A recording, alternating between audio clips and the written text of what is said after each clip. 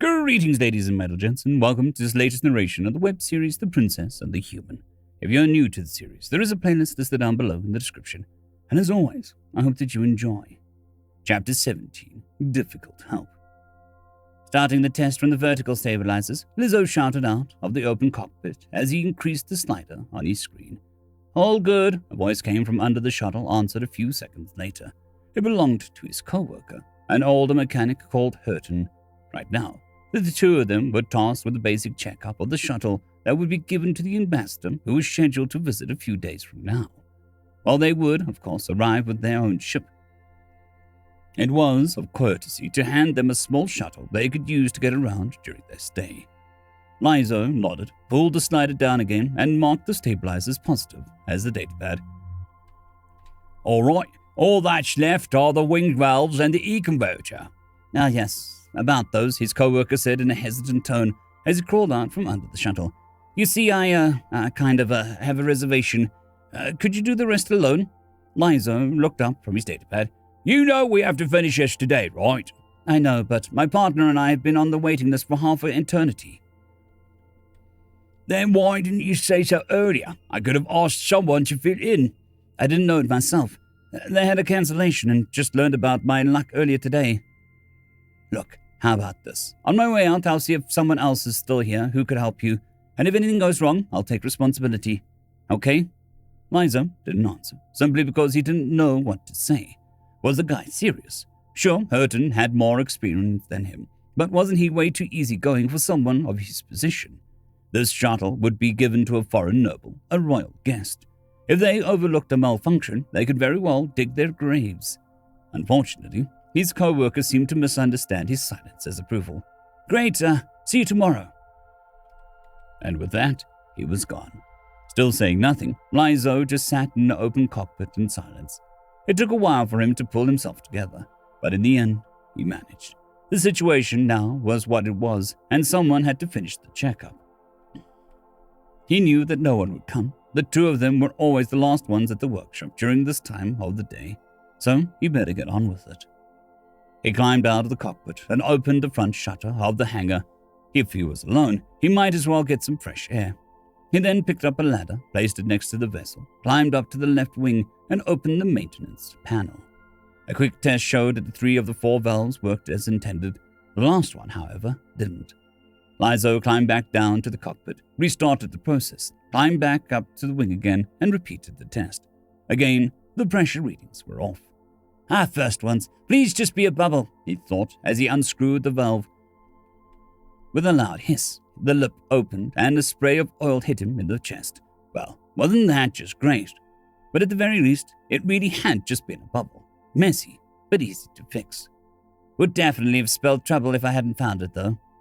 With a sigh, he pulled a rag from his belt and started to wipe up the mess, at least to some degree.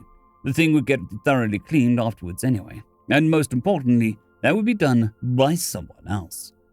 He climbed back down, but as soon as he got one rung lower, he felt something oily under his foot, causing him to slip. The realization that some of the oil seemed to have dripped onto the ladder was the only thing he managed to accomplish before it was too late. With his hands being oily as well, he lost his grip and fell backwards. However, the impact on the floor didn't come. Before his body was even fully vertical, he could feel something touch his back. That something not only cushioned his fall, but actually caught him. Are you okay? An incredibly soft and gentle voice asked. When his vertigo subsided, Lizzo realized that he was lying in the arms of an unfamiliar alien. After they both looked at each other for a moment, the alien turned him upright and put him back on his feet. Only now did Lizzo realize how small it was. It was only slightly above half his height and had a frail-looking frame. Yet somehow, it had not only caught, but also lifted his full weight, and it had done so seemingly with no effort at all. You okay? The alien repeated. Lizzo finally realized that he hadn't said anything yet. Oh yes, thank you. That could have ended badly. I'm Lizzo, by the way. Nadine, the alien repeated with the implied bow. So much for the who, but more importantly, why was she here? Lizzo didn't know what race she belonged to, though that didn't mean much. He had only seen a handful of aliens in his life and never interacted with any of them. He didn't even know half the races in the Alliance, but he knew that if aliens came to Homme, They were usually ambassadors or some kind of political guest. But a noble lady wouldn't come down here, even if the workshop was technically part of Star Palace. Not to mention, she had rushed to his help, but then again, she wore really expensive-looking clothes. Although he could never afford it, he knew gown silk when he saw it. On the other hand, no noble would walk around in a top with an oil stain like that. No, wait, that stain was his fault, wasn't it?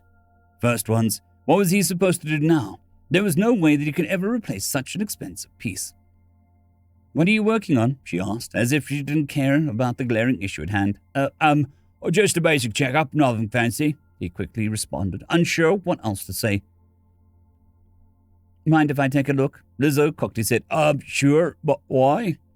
"They look so different from then ours, so I was curious." "Oh, well, shoot yourself then. Just don't touch anything, please." Yeah, don't worry." The casual way she was addressing him while having no problems with the way he talked to her. She definitely wasn't a noble. She probably was an attendant of a guest. It wasn't unheard of for nobles to give their higher-ranking servants something to wear, after all. Maybe she got down here because of an errand. "It's nothing special, though, just a normal shuttle used for traveling on the planet." Nadine turned to him. "Really? With the breaker jets, the ball thrusters, and the retractable wings, I would have guessed this was meant for space." "Are you a mechanic as well?" Lizzo asked, now confused for good. Nadine smiled. "No, but I want to become an engineer. My father already taught me some things. Not to mention, the colony program required each of us to have at least basic knowledge of one relevant field of expertise." "Colony? What?" Not getting anywhere with his thoughts, he ultimately decided to simply answer her question.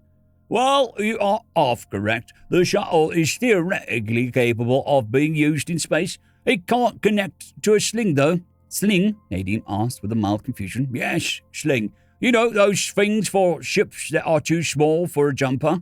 "Jumper?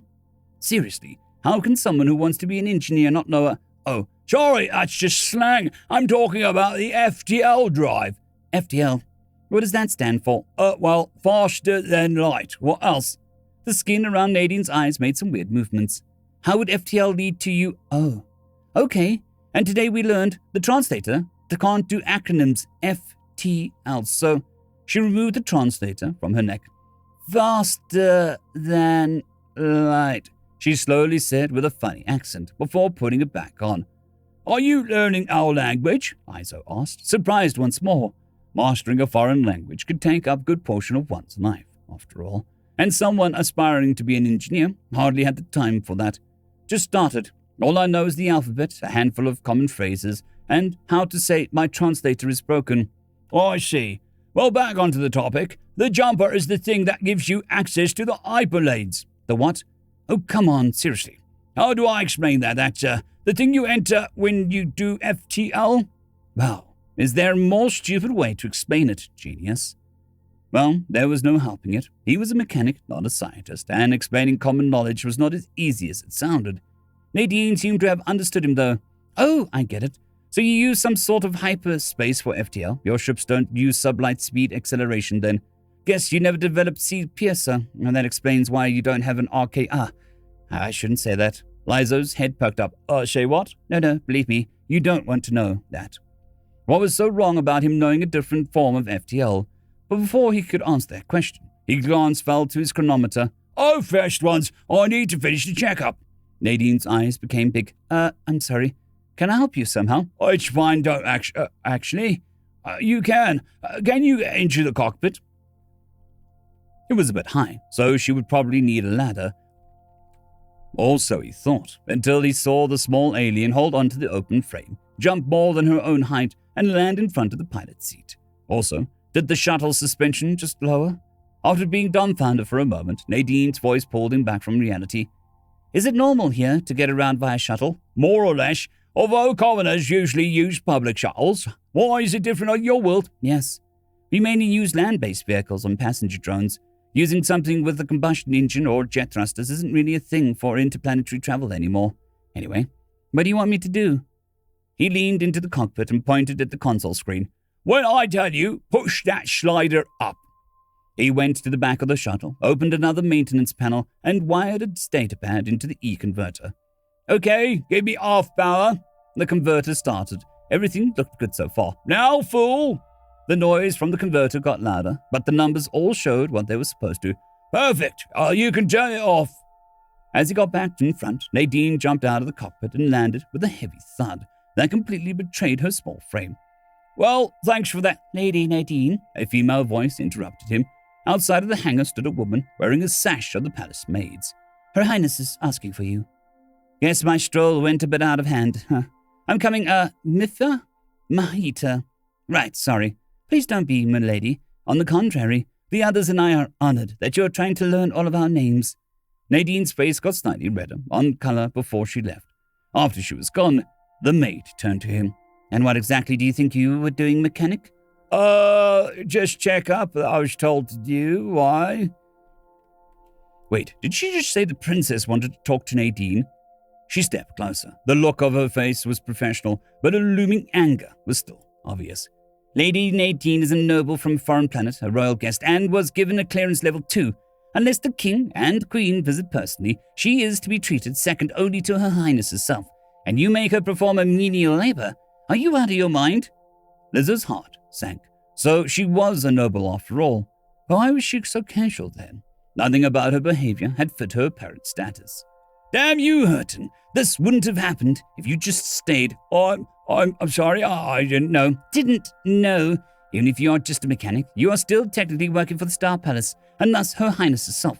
If it is your duty to know things like this, what she just said she wanted. Her being nice to us does not elevate us to her rank. On the contrary, it is all but the more reason to remember our place. She turned to leave. Do not step out of line again like this again. It is embarrassing that I even have to say this. End of chapter. I'd quickly like to thank the T5 peeps: Cold War Boomerwaffen, Severin Cerberus, Bushmaster 177, HenryTheRed, Casper Arnholtz, Cold War Boomerwaffen, Elijah Silvercross, Dragzoon W.R.E, and Severin Cerberus. Thank you very much.